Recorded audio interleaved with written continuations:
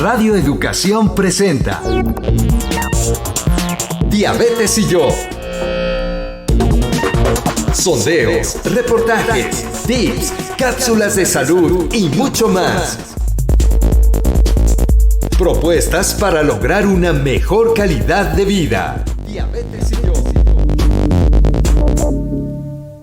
Análisis sobre diabetes del 2021 y qué va a suceder, un poco saber qué va a suceder en este 2022 y el COVID.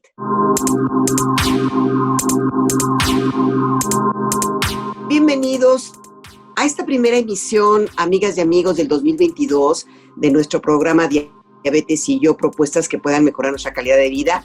Y a nombre de todo el equipo de este programa, les mandamos un abrazo y nuestros mejores deseos para este 2022 que estamos iniciando. Les saludamos Gisela Ayala y su servidora María Eugenia Pulido.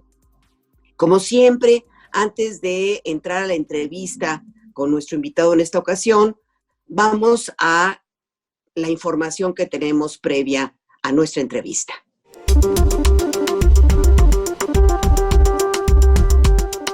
Un mes después de que realizamos nuestros propósitos de Año Nuevo, existe la posibilidad de que algunos de nosotros ya hayamos fallado en mantenerlos.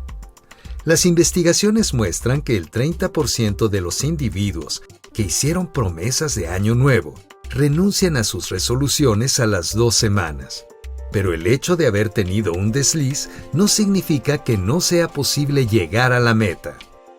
Compartimos con ustedes 5 recomendaciones para mantener el entusiasmo y el enfoque en los propósitos, incluso si tenemos algún desvío.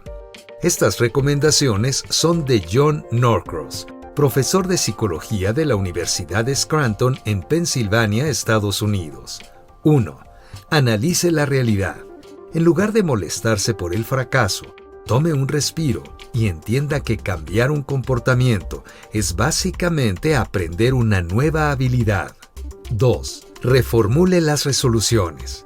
Las investigaciones también muestran que es más probable que las personas logren sus propósitos si aportan una gratificación inmediata en lugar de retrasarla, es decir, plantee metas cortas que le ayuden a alcanzar un objetivo mayor. 3. Encuentre un amigo. De acuerdo con las investigaciones, la compañía no hace mucha diferencia al principio, pero el apoyo social comienza a tener un gran impacto alrededor de febrero o marzo. 4. Cambie el entorno. Evite esos factores desencadenantes y reemplácelos con personas, lugares y cosas que le ayudarán a mantener el objetivo. 5. Reinicie en el momento adecuado. Las investigaciones muestran que comenzar un cambio de comportamiento en un día de importancia psicológica, ya sea el primero del mes, un cumpleaños o un aniversario, puede mejorar las posibilidades de éxito. Muchas gracias por acompañarnos en este nuevo año y le invitamos a quedarse con nosotros para escuchar la entrevista que preparamos para usted.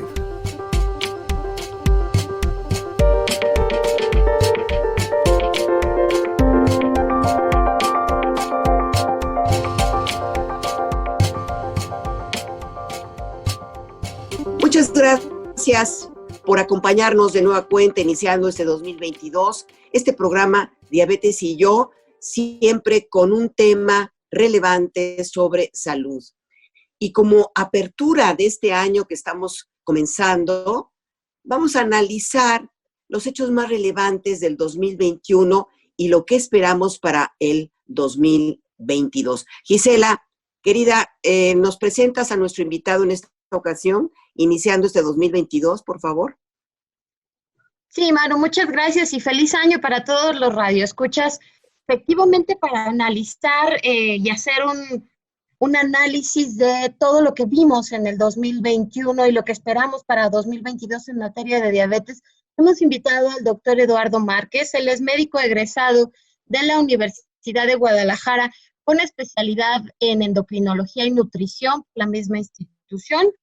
Actualmente el doctor Márquez es director del Instituto Jalisciense del Metabolismo y nos conectamos con él hasta la ciudad de Guadalajara. Doctor Márquez, muchas gracias por acompañarnos en este primer programa de 2022. ¿Qué tal? Qué gusto, Maru, qué gusto, Gis, estar nuevamente aquí en su espacio, en este espacio tan popular y tan reconocido, sobre todo, para Gracias. hablar de lo que nos apasiona. Gracias, doctor Márquez. Bueno, pues sin lugar a dudas, uno de los hechos más trascendentales del año pasado fue la permanencia del COVID-19 en México y en el mundo. Y también, pues tuvimos también una entrevista con usted, y una de las preocupaciones que mencionamos en el programa fue que pues había esta duda o certeza, no sé, ya nos dirá usted, de que las personas que transitan por esta infección, por el COVID-19, pueden también pues tener posteriormente diabetes. O sea que el COVID puede producir diabetes en las personas. ¿Qué nos puede decir? ¿Quiere que iniciemos con esto, doctor? Muy bien, sí, efectivamente, yo creo que un resumen de 2021 no podría estar exento del tema fundamental en el mundo, en cualquier rubro, el rubro económico, social, psicológico, médico, pues la COVID sigue siendo un elemento fundamental para entender nuestros tiempos. Y con respecto a esta pregunta, bueno, creo que hoy ya para todos es claro que la COVID, que la infección por SARS-CoV-2, es una enfermedad multisistémica que dejó de ser una enfermedad de interés respiratorio puramente para ser una enfermedad joven, con muchas dudas, pero con algunas certezas, y dentro de esas certezas está que la enfermedad es sistémica y que la enfermedad ataca prácticamente a todos los órganos, y especialmente a nivel metabólico hay un involucramiento muy importante.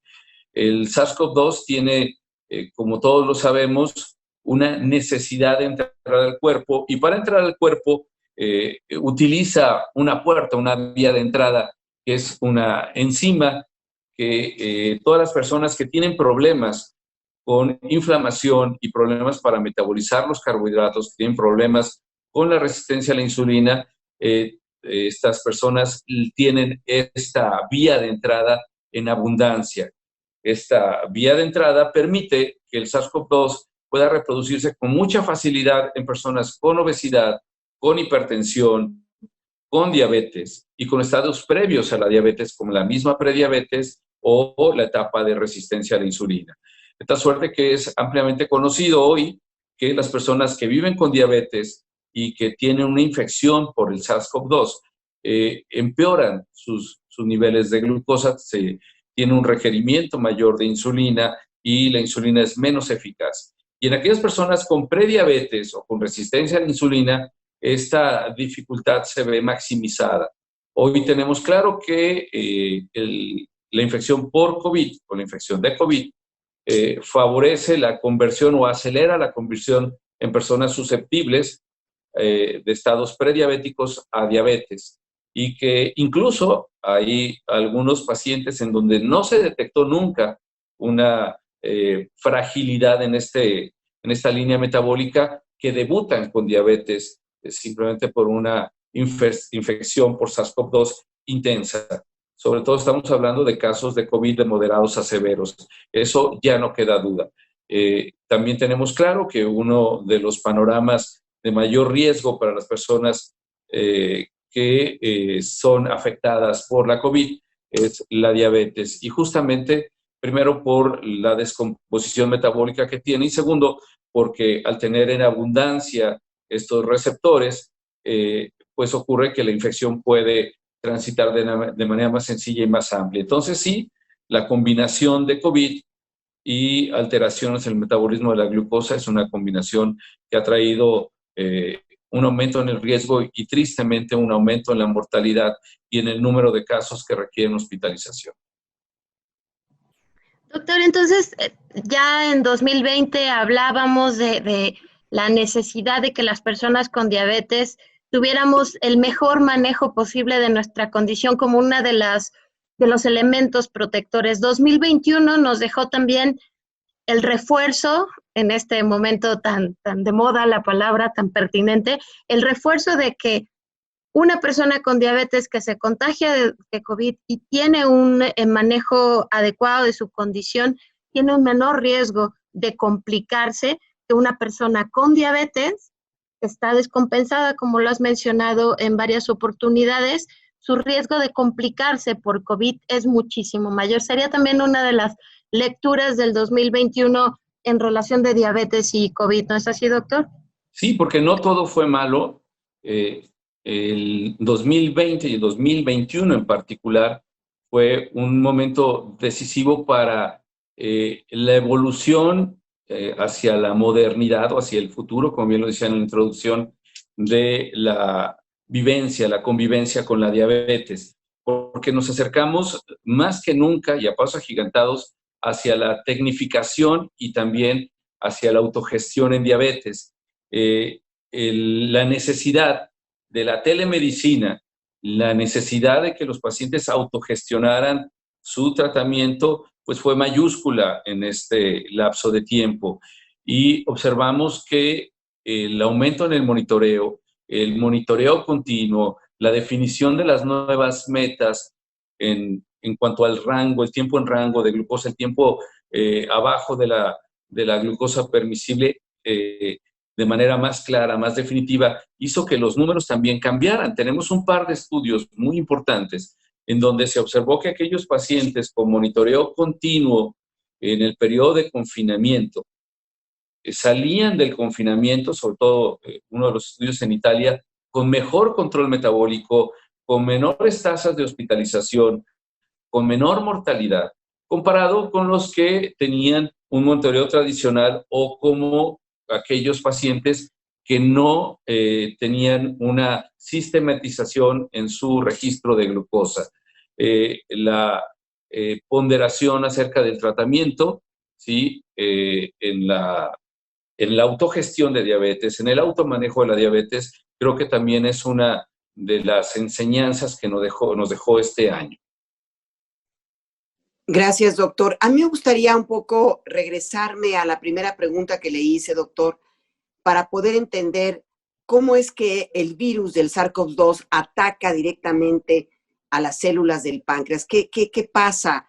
¿Hace que disminuya la insulina? ¿Qué sucede, doctor? Ok, platicábamos y de manera muy minimalista. El virus está en el ambiente, el virus se introduce a nuestro cuerpo por vías respiratorias, eso está claro, que es un virus respiratorio, que es un virus que se transmite por aire, se introduce por vías respiratorias, pero una vez que traspasa esto, para poder ser replicado, necesita entrar a la célula. La vía primordial de acceso a la célula se hace a través de un receptor que tenemos en la pared celular, que es un receptor que se llama ARA2. Este receptor, insisto, está muy ampliamente diseminado en personas que tienen problemas con la sensibilidad a la insulina, es decir, que tienen resistencia a la insulina, como las personas con obesidad, las personas con ovarios poliquísticos, con hipertensión, con problemas de dislipidemia, con prediabetes. Una vez que se introduce a la célula, el virus va a tener predilección por donde haya una mayor riqueza de estos receptores. Y resulta que estos receptores son muy amplios, están en una gran cantidad en la célula beta, en las células evidentemente del tracto respiratorio, en células renales, en células del sistema nervioso central. Esto es algo que apenas acaba de descubrir, y en corazón.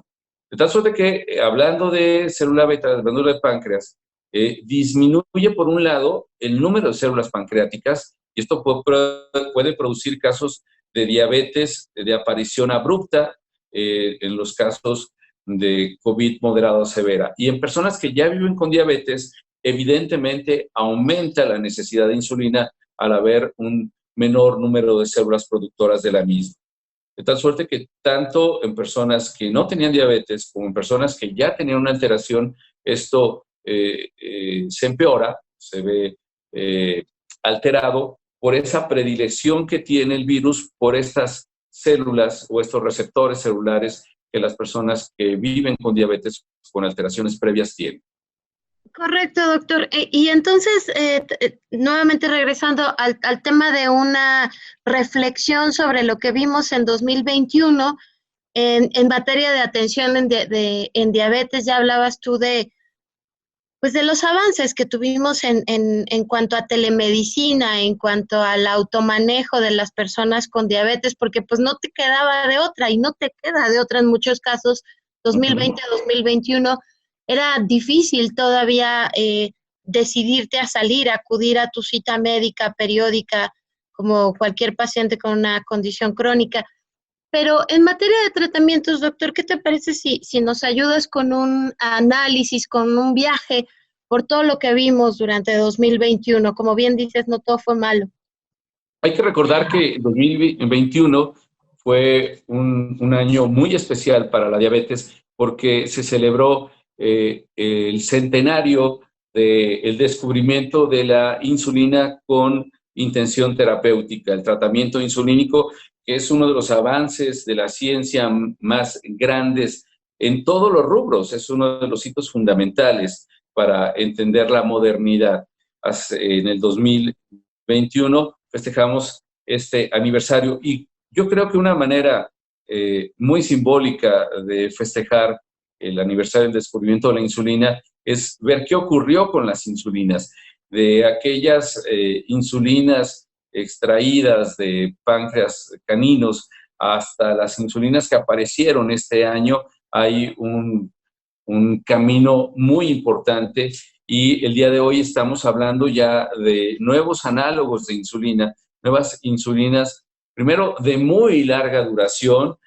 Se presentan los estudios de insulinas con duración de hasta 7 días, de insulinas basales, y también de insulinas ultracortas que nos servirían para el tratamiento de los bolos. Estas últimas con una gran oportunidad de manejo en las personas que utilizan las bombas de infusión de insulina con muy poca variabilidad, con mucha estabilidad, con muy poco rechazo a los instrumentos, y las otras, las insulinas basales, con una gran capacidad para manejar el nivel de glucosa buscado sin aumento en el riesgo de hipoglucemias y sin tanto impacto en el peso. Este es quizás uno de los rubros en donde más avance hubo, donde más opciones tenemos hoy de nuevas insulinas, más seguras, más estables, con menor impacto en el peso. Pero también, por otro lado, es un año muy importante porque es el año donde se evidencia de manera más clara la diferencia en el acceso que existe entre muchos sectores de la población a los insumos básicos para tratar su diabetes. Y una de las banderas más importantes que este año surgieron en el ámbito sanitario de todos los tipos es la lucha porque las personas que viven con diabetes tengan los instrumentos básicos para manejarla. Y esta fue una lucha que estuvo diseminada en todo el mundo. En México hubo esfuerzos muy importantes encabezados por la Federación Mexicana de Diabetes, por la Sociedad Mexicana de Nutrición y Endocrinología, por la Asociación Mexicana de Diabetes, pero no fue exclusivo de nuestro país. Estados Unidos también hizo esfuerzos muy importantes por tratar de democratizar el acceso a la insulina, por lo menos a las tiras reactivas, incluso en algunos otros países, a la exigencia de que las personas que viven con diabetes tipo 1 tengan un sensor de manera obligatoria como elemento fundamental para conservar la calidad de vida. Entonces, por un lado tenemos insulinas de alta tecnología y por otro lado un reparto desigual en cuanto a las insulinas y a los insumos más básicos en la diabetes. Entonces, sí es un año de contrastes. Pero también tenemos, hablando de tecnología, la instrumentación extraordinaria de las nuevas plumas inteligentes que se conectan al glucómetro, que se conectan al sensor y que pueden mandar información que facilita nuevamente la autogestión, el automanejo de los pacientes que viven con diabetes. Esto sumado a los sensores cada vez más amables, sensores que nos informan cómo está la glucosa todo el tiempo, sin necesidad de picarse, y que hoy las nuevas generaciones de sensores, ya tienen alarmas para hipoglucemias o para hiperglicemias, que tienen alarmas para la aplicación de insulina, que tienen alarmas para recordar que la persona tiene que comer en un horario establecido.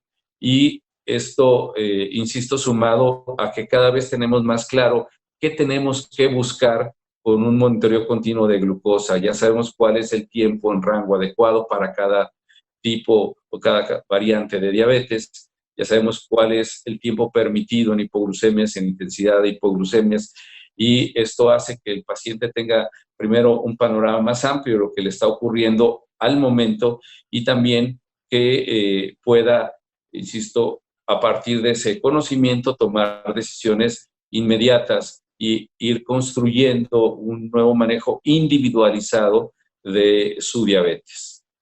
Gracias, doctor. Bueno, pues ha llegado el momento de irnos a una cápsula que me parece muy interesante, muy importante, porque pues ahorita estamos ya en la tercera fase de vacunación para las personas adultas mayores, estamos ya en el refuerzo, pero hay mucha duda de cuánto tiempo es lo que nos protege, nos protegen las vacunas, ¿no? Y de esto, ¿verdad, Gisela? Vamos a poder esclarecer con la siguiente cápsula.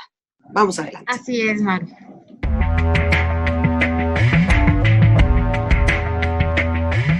¿Se ha preguntado usted por qué algunas vacunas duran toda la vida, mientras que otras necesitan una dosis de refuerzo meses o años después? Algunos virus pueden replicarse rápidamente y producir variantes.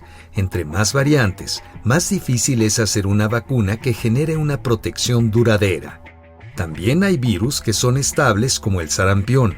No presenta cambios y la inmunidad generada por la vacuna dura mucho tiempo. Otros ejemplos de virus estables con bajas tasas de mutación son la viruela y la poliomielitis. Por ejemplo, cada año hay varias cepas nuevas de influenza, por lo que debemos vacunarnos anualmente. Otro dato interesante es el número de dosis que se necesitan para estar protegidos. Cuando los científicos están desarrollando una nueva vacuna, inician con una dosis, para más tarde preguntarse cuánta protección extra podrían obtener con una segunda dosis. Si los investigadores deciden que una dosis brinda suficiente protección y que una segunda dosis no mejora significativamente las cosas, desarrollan una vacuna de una dosis. Los científicos están analizando cómo utilizar todo el conocimiento para usarlo en las mutaciones, de modo que la inmunidad se mantenga preparada para combatir las infecciones durante la vida. Vale la pena señalar que en el caso de COVID-19, la duración de la vacuna aún no se comprende bien.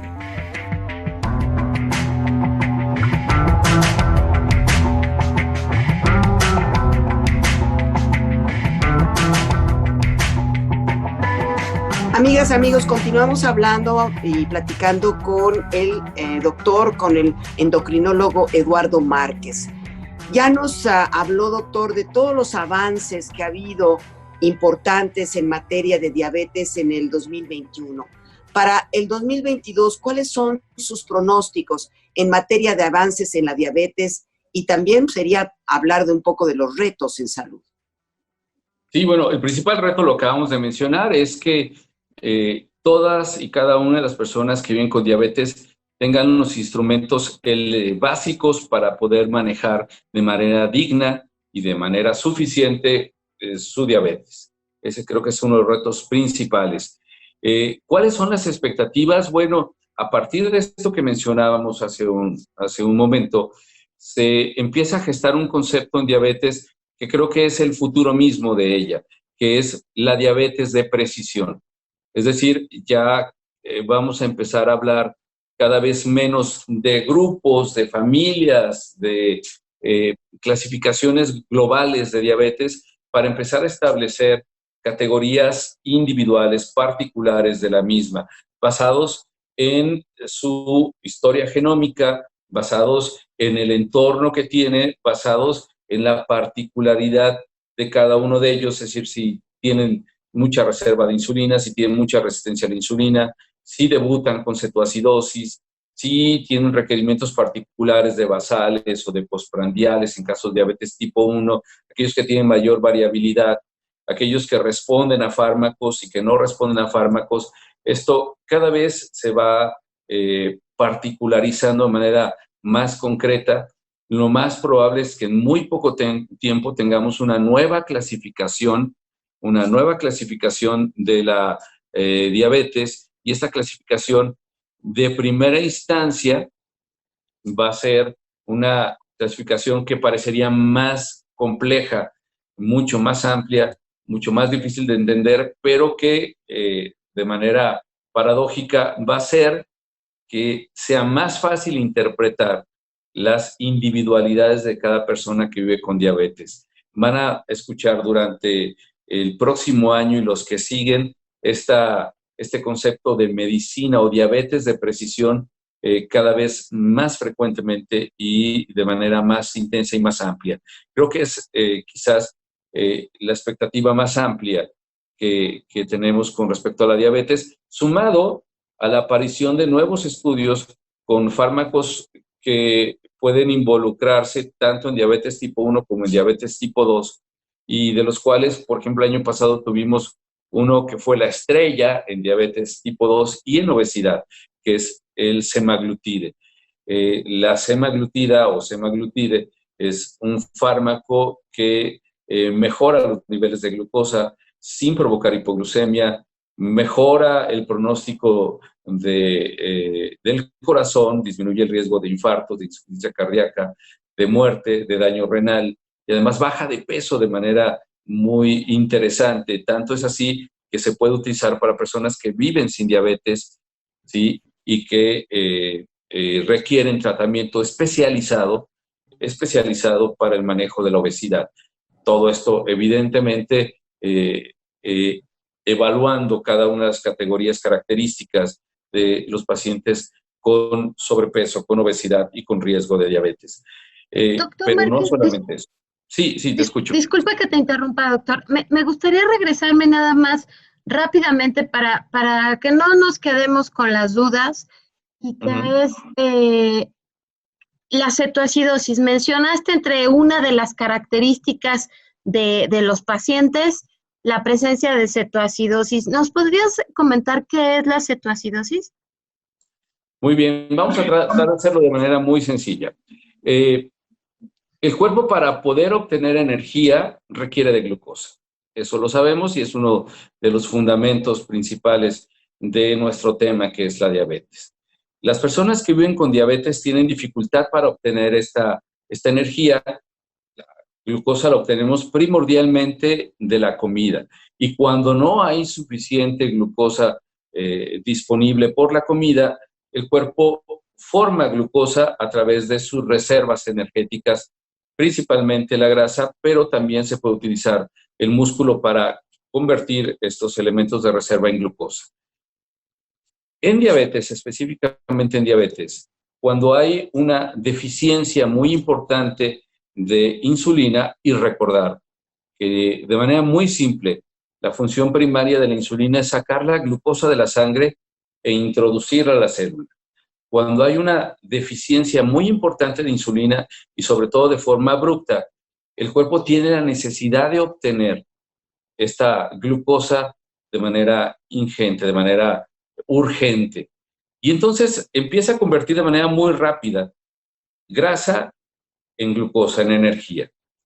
Esta grasa, para llegar, es una molécula muy grande, para llegar a glucosa, necesita irse fraccionando. La última fracción para la conversión de grasa en glucosa requiere la conversión de la grasa en cuerpos cetónicos. Es decir, cuando se convierte en glucosa, salen cuerpos cetónicos como uno de los remanentes de esta grasa. En la cetoacidosis lo que ocurre es que suben de manera muy súbita, de manera muy importante y rápida los cuerpos cetónicos, y esto genera una acidosis con una falta de glucosa en la célula muy importante. Esto es una urgencia médica de primer orden. Muchos de los pacientes que viven con diabetes tipo 1 inician la diabetes con cetoacidosis. La cetosis se caracteriza por elevaciones muy importantes de glucosa, por acidosis en la sangre, por una deshidratación muy importante, por una alteración en la capacidad de concentración, hay una franca disminución en el sistema nervioso central y es una urgencia médica de primer orden. Estos casos se atienden con insulina, con hidratación y con el manejo especializado en hospital de la acidosis. Entonces, vuelvo al punto, la cetosis es una característica fundamental de algunos tipos de diabetes. Gracias, doctor. Estaba yo observando, la Federación Internacional de Diabetes publica este atlas, que es muy interesante, Atlas Mundial de la Diabetes. Y aparece ya en la 9ª edición, creo que está, 2019, aparece que esta condición pasó de 463 millones de personas en el mundo a 537 millones de personas. O sea que ha habido un crecimiento exponencial, podría decirse, incontrolable. Por un lado, ya hay más herramientas, ya hay más medicamentos, ya podríamos llevar mejor esta condición, pero por el otro lado, hay un incremento exponencial de la diabetes. ¿Cuál es su opinión, doctor? Pues es justamente lo que platicamos hace un momento. Es realmente muy, muy triste que teniendo las herramientas, el conocimiento para prevenir, sobre todo para prevenir la diabetes tipo 2, hay que recordar que nuestras capacidades para prevenir la diabetes tipo 1 son muy limitadas, pero la diabetes tipo 2 es una enfermedad con mucha posibilidad de prevención. Este atlas recién lanzado hace algunas semanas, aunque tiene datos del 2019, apareció en diciembre del año pasado. Lo que nos muestra es que los cálculos que se tenían para el año 2030 seguramente van a ser rebasados porque el cálculo para estas fechas estaba destinado a aparecer en el 2024-2025, es decir, llevamos un adelanto de 2 a 3 años en el número de casos nuevos de diabetes. Y esto va de la mano de la epidemia de obesidad. El no poder prevenir o tratar de manera oportuna, de manera eficaz y de manera persistente a la obesidad, pues ha hecho que este número esté en rangos de urgencia fundamental. ¿Qué tenemos que trabajar? Bueno, tenemos que trabajar primero en el concepto de la obesidad como enfermedad crónica. La obesidad no se debe de tratar de manera aguda, es decir, con tratamientos por 3 o 4 semanas o 6 meses o un año. Tampoco se trata de buscar el récord de pérdida de peso en el menor tiempo posible, sino entender que es una enfermedad crónica en donde lo fundamental es corregir el problema metabólico y que las pérdidas de peso, las pérdidas de medida van a ser consecuencia de un manejo adecuado en esta alteración metabólica y que los objetivos no están diseñados para evaluarse en 6 meses o un año, sino que el objetivo fundamental trasciende toda la vida. Si nosotros podemos parar la pandemia de obesidad, sobre todo la obesidad infantil, probablemente podamos disminuir estos números terribles de aparición de nuevos casos de diabetes y seguramente esto no solamente redunda en los aspectos sanitarios, sino también redundará en aspectos sociales, psicológicos y económicos. Es realmente una de las urgencias fundamentales que tiene el mundo, tomando en cuenta lo que mencionábamos al principio, que nos evidenciamos que el mal manejo de la obesidad y de la diabetes en el mundo hizo que los nefastos números que tenemos en la pandemia de COVID fueran todavía más ingratos. Si tuviéramos una población con menos diabetes, con menos obesidad, con menos hipertensión, seguramente esta pandemia no sería tan cruenta como lo que estamos viviendo hasta el día de hoy. Y justamente yo creo, doctor, que de los datos, el Atlas es una herramienta estadística de la Federación Internacional de Diabetes que se lanza cada 2 años y hay algunas cifras impresionantes, ¿no? Como por ejemplo, del pasado 2019 a este que se presentó en el 2021, había 74 millones más de adultos con diabetes. Y la parte interesante sigue siendo que 1 de cada 2 adultos en este número impresionante de 537 millones de personas en el mundo, la mitad sigue sin saber, sigue sin haber llegado al diagnóstico, sin haber llegado a una atención, porque justamente nos llegamos nuevamente al acceso. Falta acceso en México y en muchísimos lugares del mundo, falta educación y sobre todo falta esta posibilidad. Hablabas hace rato de la diabetes de precisión. Creo que quizá de pronto cuando lo escuchamos como personas con diabetes decimos, estamos muy lejos de poder contar con estas herramientas de tratamiento, pero yo siempre pienso que estos avances nos van a ayudar a entender a todos los países que esa es la ruta, una inversión en salud individualizada, con un tiro a ganar, más específica y que no permita que el gran grupo de pacientes hoy en México sigan deambulando por la vida con niveles elevadísimos de glucosa sin tener un tratamiento que les permita evitar esto y las consecuencias obviamente para su salud. Fíjate, Gisela, que qué bueno que tocas ese punto porque hay también en este atlas un dato que es muy común que se soslaye y es el tema de la prediabetes.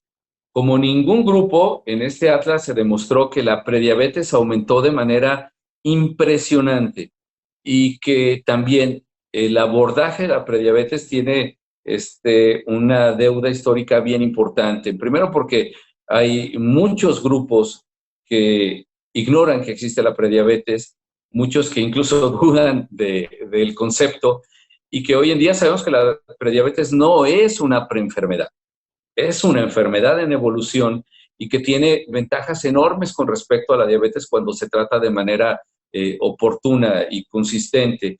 Y la prediabetes, si hoy, y es un tema que quizás podamos hablar para el cierre, si hoy tenemos claro que hay algunos grupos de diabetes en donde la diabetes con un tratamiento oportuno e intenso puede ser reversible, y vamos a hablar de reversión y no de curación, quiero ser bien cuidadoso con esto. En diabetes, en prediabetes, la reversibilidad es una realidad muy amplia.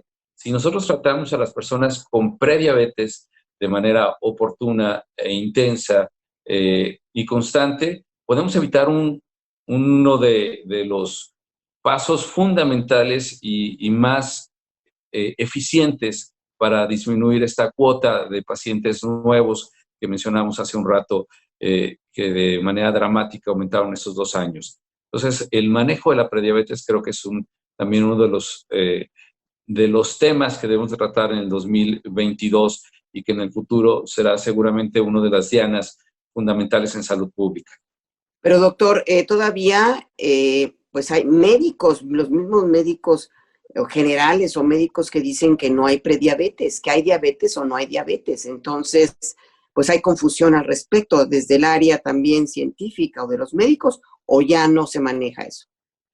No, hay que quedar muy claro que la prediabetes existe y existe hace muchos años y que, insisto, no es una preenfermedad, es una enfermedad en evolución y que para los que nos escuchan está definida de manera muy puntual desde hace muchos años en ayunos, cifras de 101 a 125 o 2 horas después de una carga de glucosa después de la comida de 140 hasta 199 de glucosa o en hemoglobina glucosilada de 5.5 a 6.4, eso es prediabetes. Son rangos totalmente definidos y que a pesar de que parecería que son numéricos, desde el punto de vista de la evolución de la diabetes, sí hacen una gran diferencia y sí pueden cambiar la historia de vida de una persona.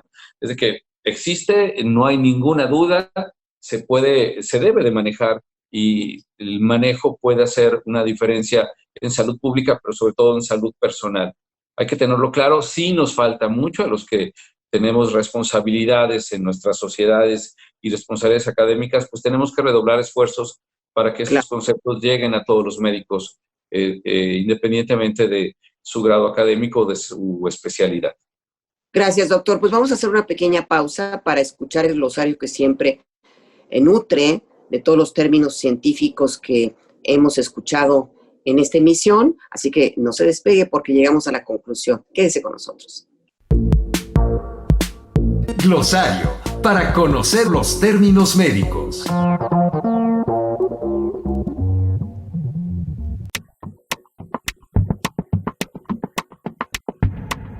Multisistémica. Se refiere a que afecta a todo el cuerpo y no solo a una parte u órgano. SARS-CoV-2, virus que causa la enfermedad respiratoria por coronavirus de 2019, COVID-19. Metabólica. Se refiere al conjunto de cambios químicos que ocurren en un organismo para producir energía y materiales para los procesos vitales. Resistencia a la insulina. Se produce cuando las células de los músculos, grasa e hígado no responden bien a la insulina y no pueden absorber la glucosa de la sangre fácilmente. Entonces, el páncreas produce más insulina. Autogestión. Conjunto de habilidades encaminadas a la organización personal que nos ayudan a cumplir objetivos. Telemedicina. Práctica de la atención médica con la ayuda de comunicaciones. Bolo, tipo de insulina que generalmente se administra antes de las comidas o para corregir los niveles altos de glucosa en la sangre después de las comidas. Basal, la insulina que nuestro cuerpo requiere para regular las variaciones de glucosa que no tienen que ver con los alimentos, sino con cuestiones hormonales, fisiológicas, etc. Su tiempo de inicio puede variar de 1 a 4 horas. Hipoglucemia. Disminución de la cantidad normal de glucosa en la sangre. Produce mareos, temblores y dolor de cabeza, entre otros síntomas. Cetoacidosis. Afección que pone en riesgo la vida y que afecta a personas con diabetes. Ocurre cuando el cuerpo empieza a descomponer la grasa para utilizarla como energía y se crean residuos llamados cetonas que hacen que la sangre se vuelva ácida.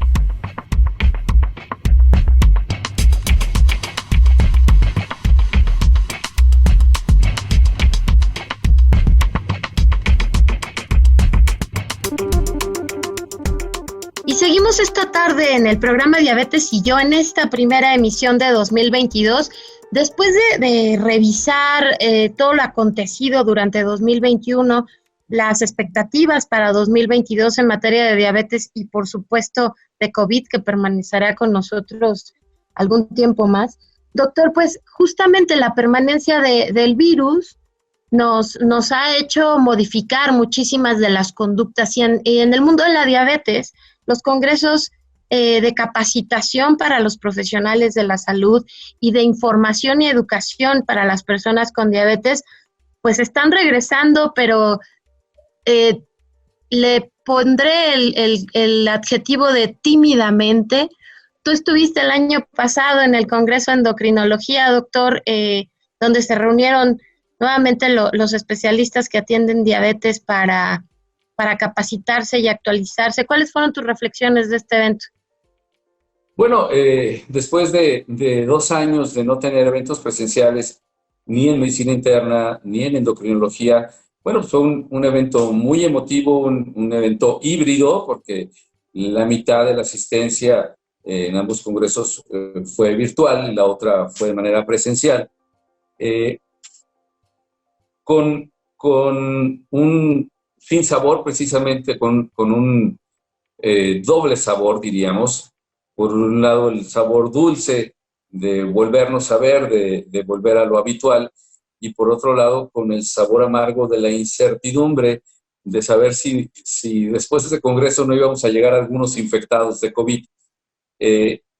Pues esto surge en una coyuntura muy estrecha que en México la podemos situar entre la segunda quincena de noviembre y la primera quincena de diciembre, donde la casuística disminuyó mucho, pero también este fin de año y este inicio de año tenemos un panorama completamente distinto con la aparición de la variante Omicron y con el repunte en todo el mundo de los casos de COVID, sobre todo empujados por esta variante Omicron. Lo que sí es muy claro es que nuestra realidad, y no solamente en el entorno médico, sino en toda, ya cambió, y la combinación de virtualidad con la presencia activa va a ser la constante. Todos aquellos aspectos de la vida donde se pueda evitar el contacto van a ser virtuales ya, y tenemos que acostumbrarnos a que, pues, justamente la teleeducación, la telemedicina ya está presente y no se va a ir. Así como finales del año pasado tuvimos eventos presenciales, pocos, pero empezamos a tener. Este año, al parecer, por lo menos ya hay un par de eventos grandes en diabetes que están dejando esta posibilidad de la presenciabilidad, de la presencia del contacto humano para irse nuevamente al rubro digital. Creo que todavía hay mucha incertidumbre, y lo que sí es que tenemos que apoyarnos en la tecnología y para llevar el rumbo también de los eventos académicos. Doctor, pues no quisiéramos terminar el programa sin preguntarle sobre los refuerzos de las vacunas. ¿Por qué es importante? ¿Qué podemos esperar de este refuerzo en las vacunas?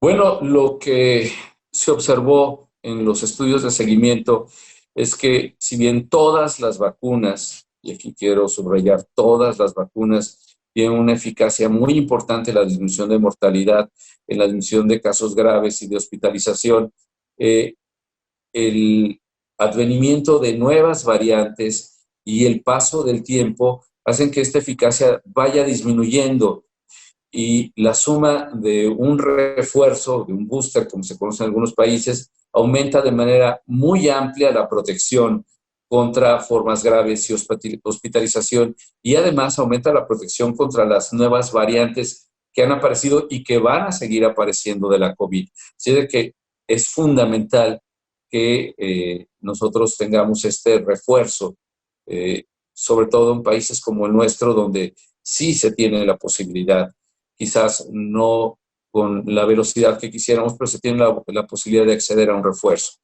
Finalmente, hay que recordar que mientras todo el mundo, y hablo literalmente, mientras todo el mundo no tenga un mínimo de vacunación, pues el virus va a seguir en el ambiente, va a seguir mutando, y la eficacia de las intervenciones puede verse minada. Así es de que hay que aprovechar los refuerzos y hay que empujar la vacunación universal. E insisto, universal quiere decir a todos los países del mundo, para disminuir esta pandemia. Doctor, y en este sentido, ya a manera de conclusiones, y siguiendo con estas ideas de COVID-19, antes de empezar la grabación platicábamos respecto a justamente otros países están ya teniendo incluso variantes diferentes a Omicron, que es la última del que tenemos noticia, pero leíamos respecto a Francia, que presentaba una nueva variante con IUH. Entonces, este tipo de temas, tú nos acabas de decir, mientras no haya una vacunación completa para todos, seguirá mutando, es decir, que el virus no se detiene hasta que no haya personas a las que no puede infectar. El virus va a convivir con nosotros, el virus va a seguir existiendo. SARS-CoV-2, como la mayor parte de los virus que la humanidad con la que la humanidad ha convivido, va a seguir ahí. Lo que va a ocurrir es que, si nosotros tenemos una base poblacional inmunizada, este virus va a dejar de ser pandémico y se va a volver un virus endémico, un virus que va a tener, de repente va a aparecer en alguna ciudad del mundo y va a provocar un brote, como el de la gripe, como el de la influenza, pero no va a ser un virus que predomine al mismo tiempo en todos los países del mundo con tasas de infección como la que estamos viviendo. Mientras no logremos eso, entonces el virus va a seguir siendo pandémico, va a tener una transmisión tan intensa como la que tenemos ahora y va a seguir poniendo en predicamento los sistemas sanitarios del mundo. Insisto, el virus va a estar con nosotros toda la vida, pero si logramos inmunizar a la mayor parte del mundo, la reproducción, la virulencia va a ser mucho menor. Hasta ese momento, pues va a ser difícil que podamos salir de esta crisis mundial. Pero entonces quiere decir que si estamos inmunizados o la mayor parte inmunizados, nos podemos contagiar, pero va a ser como algo, como una gripe, como algo que no nos va a causar mayores problemas, doctor. El riesgo va a ser mucho menor. Hay que recordar que incluso los que estamos vacunados tenemos riesgo de enfermedad mayor y tenemos riesgo de muerte, pero la probabilidad es mucho menor. Y si esto se amplía de manera comunitaria también, esto no quiere decir que en 10 años, si alguien tiene una infección por SARS-CoV-2, está totalmente descartado que pueda caer al hospital. No, claro que puede caer al hospital, pero el número de casos va a ser muy pequeño y ya no va a poner en predicamento la salud del mundo, sino van a ser casos individuales con circunstancias individuales. Y yo confío que para entonces no solamente va a haber prevención, sino tratamiento específico, como el que ya empezamos a ver con píldoras para el tratamiento de la COVID en el inicio, en sus formas moderadas y graves, con 2 píldoras que ya la Unión Europea ha aceptado y que Estados Unidos ha aceptado una de ellas. Seguramente, conforme pase el tiempo, vamos a tener tratamientos más específicos y más eficaces. Pero mientras esto llega, pues tenemos que apelar a la prevención. Doctor, usted está en Guadalajara, Jalisco, pero sí nos gustaría que nos pudiera dar, no sé, algunos datos de contacto para las personas que estén interesadas en contactarlo, doctor, por favor. Con todo gusto, yo estoy en Guadalajara, Jalisco, en la Ciudad de México. Yo soy en este momento el subsecretario de la Sociedad Mexicana de Nutrición y Endocrinología. Entonces, en los 2 sitios me pueden ubicar. En Guadalajara, Jalisco, en el teléfono 33 33 42 26 46, 33 33 42 26 46, en los teléfonos de la Sociedad Mexicana de Nutrición y Endocrinología. En redes sociales, que también es muy fácil, me encuentran en Twitter como @drmarquesr. Para cualquier duda, para cualquier comentario directo, ahí también me pueden ubicar. Y pues no queda nada más que agradecer al doctor Eduardo Márquez por su presencia en esta primera emisión de 2022 del programa Diabetes y Yo. Como ustedes pudieron escuchar, el doctor Eduardo Márquez es endocrinólogo, especialista en personas con diabetes y un excelente divulgador. Muchísimas gracias, doctor Márquez, por acompañarnos en esta ocasión. Muchas gracias, un placer estar de nuevo con ustedes. Muchas gracias, doctor, y queremos también agradecer a todos nuestros fieles seguidores, no solamente en Facebook, sino en radio, y queremos agradecerles, felicitaros de nueva cuenta de parte de todo el equipo en esta propuesta que se llama Diabetes y Yo, propuestas para mejorar nuestra calidad de vida. Participamos en este programa y recuerden, todos los viernes en punto de las 12 del día tenemos un nuevo tema. Todo el equipo agradece su atención. Mario Ledesma, Oscar Guerra, Nacho Casas, Brisa Sánchez, Gisela Ayala y su servidora María Eugenia Pulido. Muy buenas tardes. Radio Educación presentó Diabetes y Yo. Sondeos, reportajes, tips, cápsulas de salud y mucho más. Propuestas para lograr una mejor calidad de vida. Diabetes y Yo.